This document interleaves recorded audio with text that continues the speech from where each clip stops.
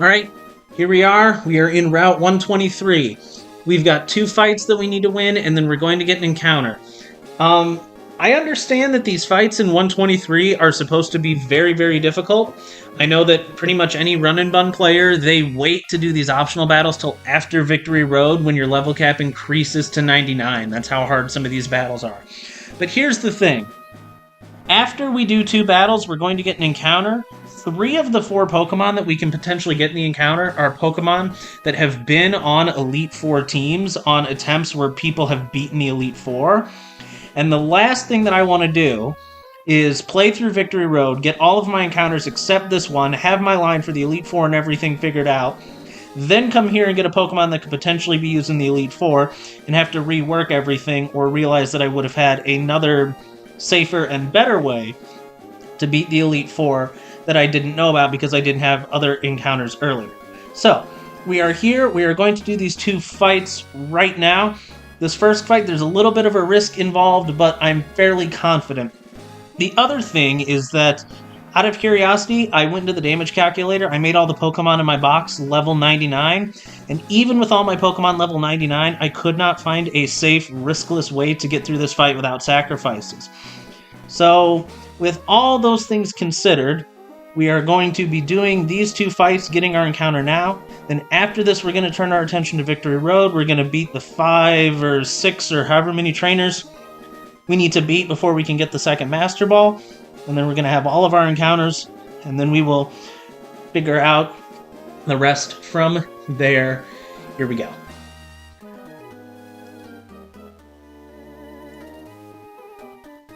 I don't think any other trainers watch their Pokemon battle each other when they're not around. Anyway. The reason that we are doing this fight, the reason that I am confident is because of the Pokemon we have out right now. Weavile has a fast kill on 4 of the 6 Pokemon on the other team. However, as always, there is a catch. And the catch is that all of those fast kills use the move Triple Axle. The issue with Triple Axle is that it is less than 100% accurate, and every single one of the 3 hits does its own separate damage, does its own separate accuracy check. Weavile is holding a wide lens, so each of the 3 hits has an accuracy of 99, meaning that every time we click Triple Axle, there is a 97.03% chance that whatever we are fighting dies. In order to win this battle, we need to hit that 97.03% 3 times. So, here we go. Triple Axle number 1. 1. 2. And 3. Alright. 1/3 of the way through. The 2 Pokemon that Weavile does not fast kill are Hatterene and Luxray. Hatterene's maximum damage move on Weavile is Mystical Fire. Max roll of Mystical Fire is 210. We pre-damage Weavile to 211, so this is always going to bait Luxray. At this HP, Luxray sees a kill with Zing Zap, but it is not a guaranteed kill with Zing Zap, so this is either going to be Zing Zap, or because Weavile is faster and Luxray has agility, it's going to be agility. This is Guts, Flame, or Luxray. Regardless of whether or not it clicks Zing Zap or agility, Ursaluna next turn is going to be at full health and is going to be slower.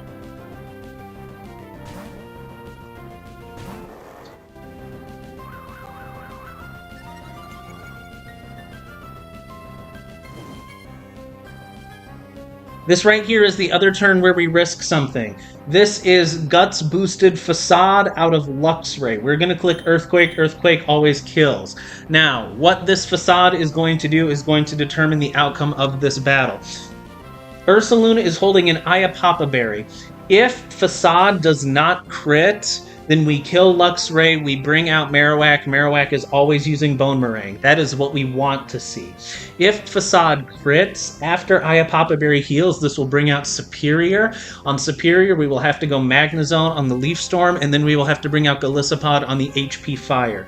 If the HP Fire that Golisopod takes is a crit, Golisopod will not be able to activate Emergency Exit again against Marowak later, because it'll out-heal our Citrus Berry, and we will be in trouble. trouble. The only way that we'd be in trouble would be Facade crit from Luxray and then also HP Fire crit from Superior 2 turns from now. If we did not put a healing item on Ursaluna, this would always be Marowak, but if Luxray were to crit without a healing item, Marowak would see a kill with Stone Edge. It would be 1 in 3 to click Stone Edge, Bone Meringue, and HP Fire. If we switch to Golisopod and it clicks Stone Edge, not only does Golisopod... Well, essentially Golisopod would die, and we also wouldn't have emergency exit later for Superior, so I'm pretty sure that that would lead to us wiping. The other thing is that we could have gone Citrus Berry here, but Citrus Berry would actually be really, really bad, because Facade is minimum roll exactly 50% damage. If we went Citrus Berry, and this was not a crit, it would bring out Superior on Facade non-crit, and would drastically increase the chances that Superior HP Fire crit on Golisopod could screw us over. So, going Iapapa Berry is the most consistent way to get Marowak and gives us the least amount of risk. We are risking an Iapapa Berry and a double crit on Ursaluna and Golisopod could screw us over, but the chances of that are very, very small. Just don't crit, and we'll be fine. Well, there we go. It's also risky because there's only 6 Iapapa Berries in the whole game, but I still haven't used any of them, and I think we would have been okay losing one there. Like I said, this is always Marowak. Marowak sees a fast kill with Bone Meringue. We are going to switch to Golisopod. Golisopod is pre-damaged so that double minimum roll from Bone Meringue activates emergency exit, but then also double minimum Bone Meringue plus minimum roll HP Fire from Superior with plus 0 special attack also activates emergency exit after Citrus Berry. We are also never... The only possible way that we are low enough health after this Bone Meringue plus Citrus Berry for emergency exit to not be available later on in the battle is if Bone Meringue double crits. So we're still not out of the woods, but this is going to have to take Bone Meringue double crit for us to be in danger. And now we're not in danger. Perfectly safe. Citrus Berry activates, emergency exit. And we are always in range of emergency exit after HP Fire from Superior later in the battle. We're going to bring Weavile back out. And this is the second time in this battle we have to use Triple Axle, 97.03%. Hit 1. Hit 2. And hit 3. Look at that. Look at that! 2 out of 3 Triple Axle kills down. This is now going to bring out Hatterene. Hatterene does not see a kill, but because it's the only Pokemon Weavile doesn't fast kill, it has to come out here.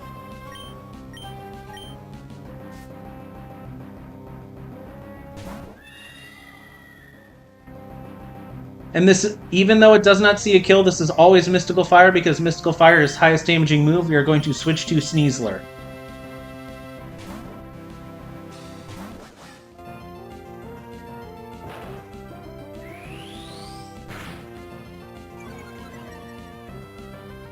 Sneasler is holding a Muscle Band. Muscle Band gives Poison Jab just enough of a damage boost to guarantee this one-shot. The reason we specifically went Muscle Band instead of an item to just boost our Poison-type damage is because the other thing that Muscle Band does is Muscle Band boosted Knock-Off just barely, I think 1 or 2 in 16 rolls, have a fast kill on Drifblim. Because we see a fast kill on Drifblim, Drifblim cannot come out here because Drifblim sees a slow kill on us with Acrobatics. This is going to force out Superior, who does not see any kills. Superior is either going to click Leaf Storm, which is highest damaging move, or it's going to click Glare, which is going to paralyze us. We are switching to Magnezone.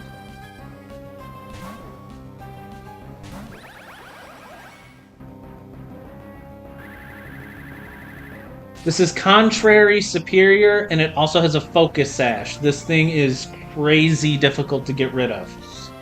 The reason that we are using Magnezone here is because this is going to guarantee HP Fire out of Superior. Glare does not work on us because we are an Electric type. We're going to go back into Golisopod.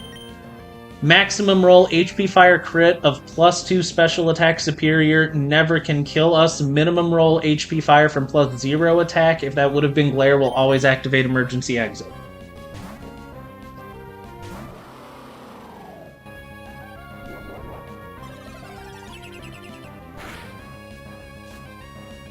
We emergency exit, and we bring Weavile back in for the last time. This is the third and final time we need Triple Axle to kill. 97.03%. Come on. Hit 1. 2. 3! There it is! Alright! Last Pokemon is Drifblim.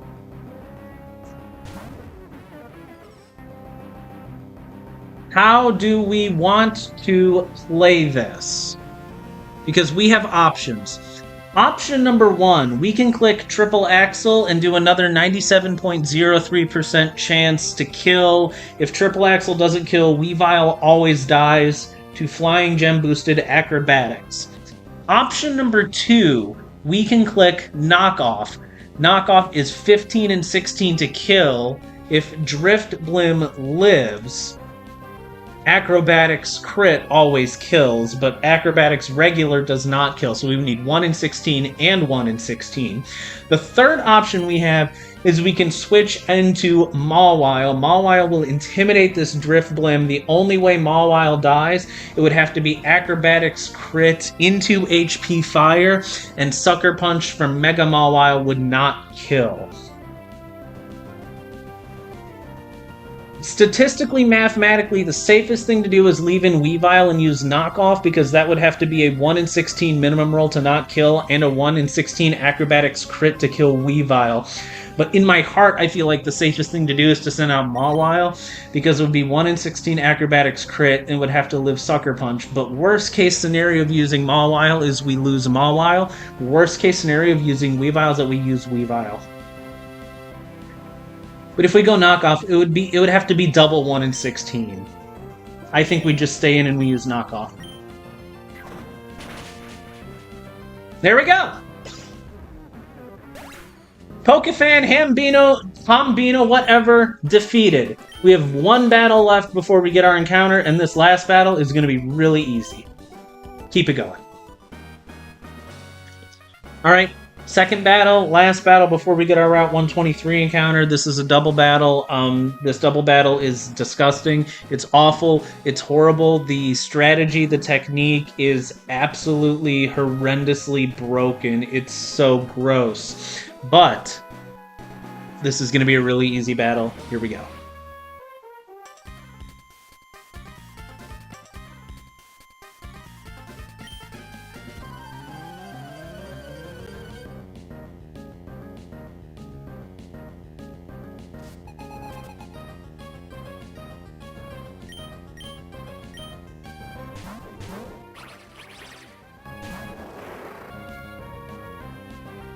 Okay, so this battle is absolutely disgusting. 5 of the 6 Pokemon on the opponent's side of the field have a Starf Berry. A Starf Berry, when you eat it, your attack, defense, special attack, special defense, speed are doubled. Basically, you eat your Starf Berry, all of your stats except HP become doubled. It's disgusting. In addition to having Starf Berry, multiple Pokemon, the Greedent, the Swalot, they have the ability Stuff Cheese. Sorry, they have the move Stuff Cheese, where they eat the berry instantly instead of waiting for it to activate at lower health. The Swalot has Sticky Hold, so it can't lose its Starf Berry. Greedent has Cheek Pouch. If you try to kill it and you don't one-shot it, it eats its berry early.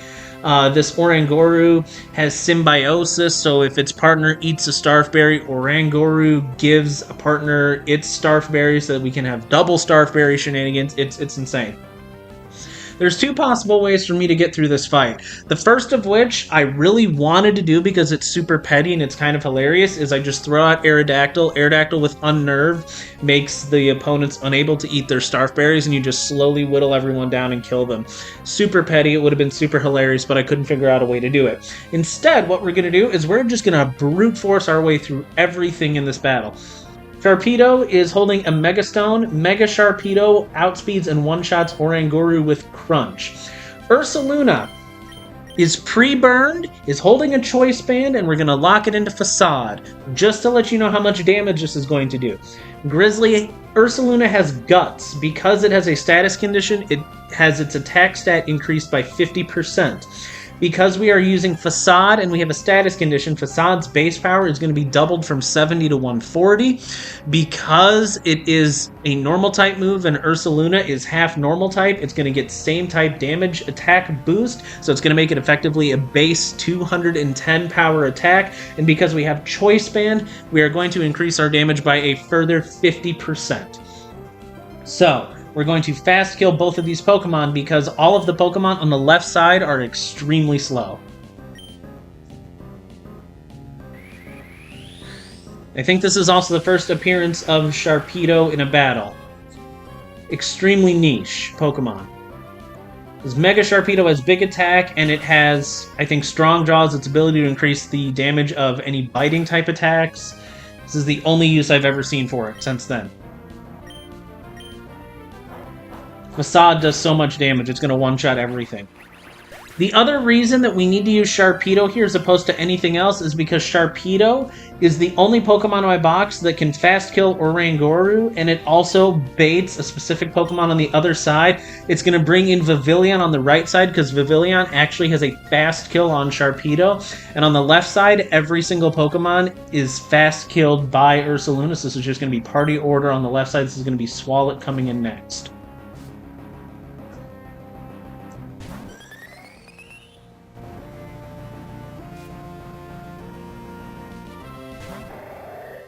Vivillon is the only Pokemon in this battle that does not have a Starf Berry. Vivillon actually has a Focus Sash, and its ability is Friend Guard, meaning that the Pokemon on the other side of the battlefield takes 25% less damage. That does not matter right now, it will matter later. Vivillon sees a fast kill on Sharpedo with Pollen Puff. We are going to switch to Aerodactyl, which is going to take no damage. And Ursaluna does so much damage that even with the damage being reduced by 25%, Facade always is going to one-shot Swalot. All of these Pokemon on the left side, in addition to having Starf Berries, they are super bulky. And we needed every bit of damage we could get to make this line work. There's the Swalot. Last Pokemon is going to come out on the left side. This is going to be Snorlax. Despite the fact that Ursaluna has Guts active, and we are using Facade, and we are holding a Choice Band, Ursaluna actually is not guaranteed to kill Snorlax with Facade. It is 50-50.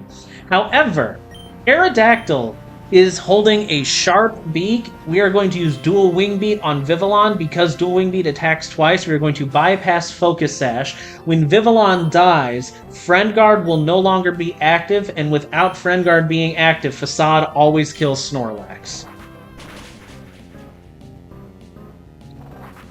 Friend Guard is now no longer live. And without Friend Guard, this Facade, instead of being minimum 92% damage, is like minimum 110% or something like that. I don't remember the actual numbers. Only one Pokemon left, and it is Florges. Moonblast Max Roll Crit kills Aerodactyl. Moonblast Max Roll Crit does not kill Ursaluna. We're switching Aerodactyl for Crobat just so that we cannot die, and Ursaluna is going to get one final kill with Facade.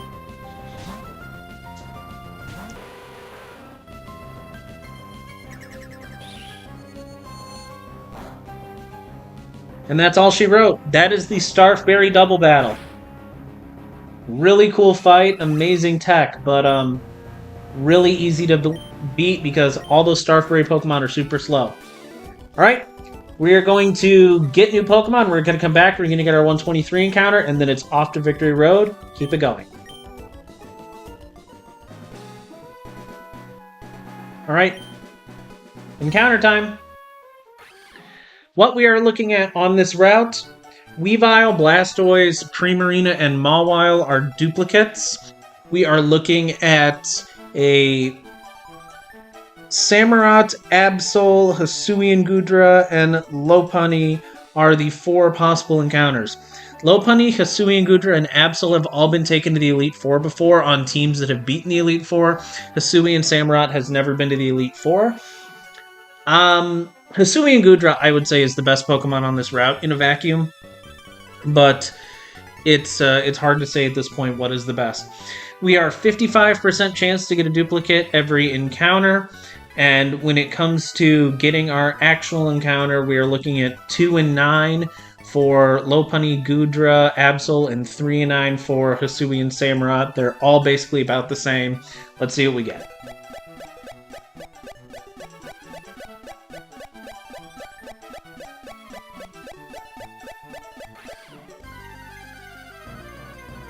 Here we go.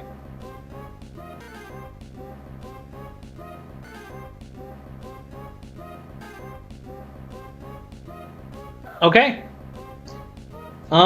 It's not Hisui and Gudra, but I would say Absol's probably, in a vacuum, the second best Pokemon we can get here. Well... okay, in a vacuum, Absol's better than Hisui and Samurott and Lopunny, but... I don't know with our box, necessarily, if it's that great. We've already got some really good Dark types. Although, Mega Absol does have guaranteed Magic Bounce, so that could potentially be useful in some situations. Are you going to behave and go in the Pokeball, or are we going to have to fight?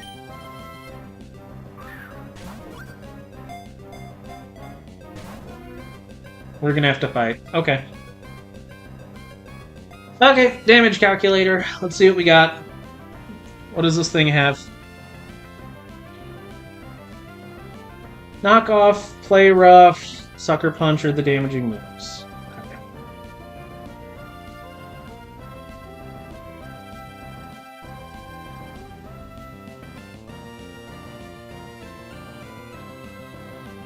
Alright.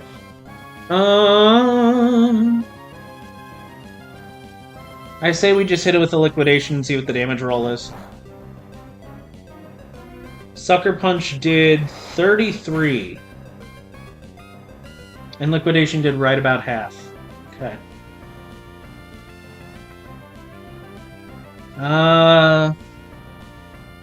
Sucker Punch doing 33 is actually pretty good. This could potentially have really high attack. Neutral Nature 31 attack IVs, 33 is a low roll. So this thing could potentially have really good attack or potentially even plus attack. Neutral Nature 31 defense, Liquidation max rolls 50%, and that was right about half. So this could also potentially have really good defense too. If we Throat Chop and we crit, yeah, we can kill from here. Okay, so we should probably switch out. What do we bring out though? What do we bring out, though, is the question. Slowpo's the safest thing that we have right now to switch in terms of, like, dealing some more damage and not killing it. Although... Mega Mawile would be really safe, too.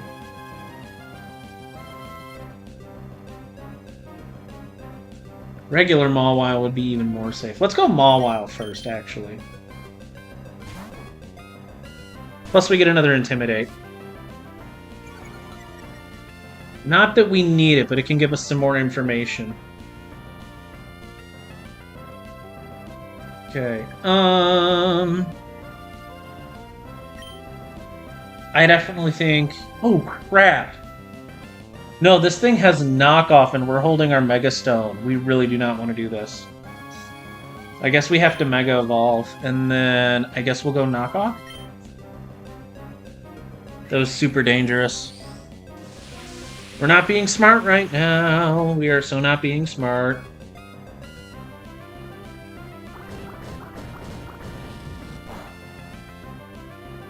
Play Rough crit on Mega Mawile. Okay, that crit could have killed, by the way.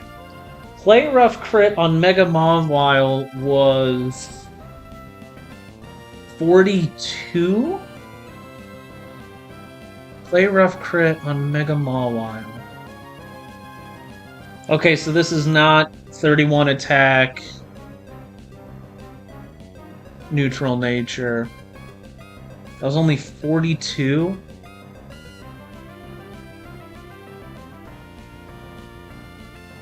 That doesn't make sense. Well, according to the damage calculator, this is 10 attack IVs play rough crit would do that. But then... -1 Sucker Punch on Overquill would be 33. Oh, okay. Okay, so this thing... Okay. Well, it's not potentially really, really good attack. It's just very meh attack. That's fine. Defensively, it's still probably pretty decent, though. So... This thing can't damage me, like, at all at this point. Very good. Alright. We've got an Absol. That was actually really scary. We could have potentially lost our Mega Stone there. The Pokemon to bring to this was actually really difficult to figure out, because between the 4 Pokemon, we had a lot of weaknesses to cover. Glad that nothing went wrong. I don't actually know. If it would have clicked Knockoff against Mega Mawile, would it have knocked off my Mega Stone and then de-Mega Evolved me? Or once you Mega Evolve, are you no longer holding an item? I don't actually know. But anyway, we now have an Absol. Let's go check it, see if it's any good.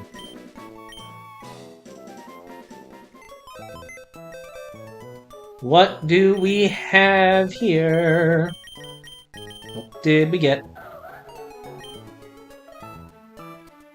Okay, yeah, so, wow. Decent attack. Really good physical bulk. It's minus speed, and it's also plus special attack. God, you suck. I don't think it could have possibly been a worse nature unless it was minus attack. Okay, well... Probably not going to be an Elite Four Pokemon, but... Mega Absol is really fast, it's got super high attack, guaranteed magic bounce. We might be able to do something with this, so... Okay. Well, that's our 123 encounter. Time to turn our attention to Victory Road. We've got, I think, 5 or 6 fights before a second Master Ball, and then we finish getting all the rest of our encounters. And then from there, sky's the limit. Keep it going.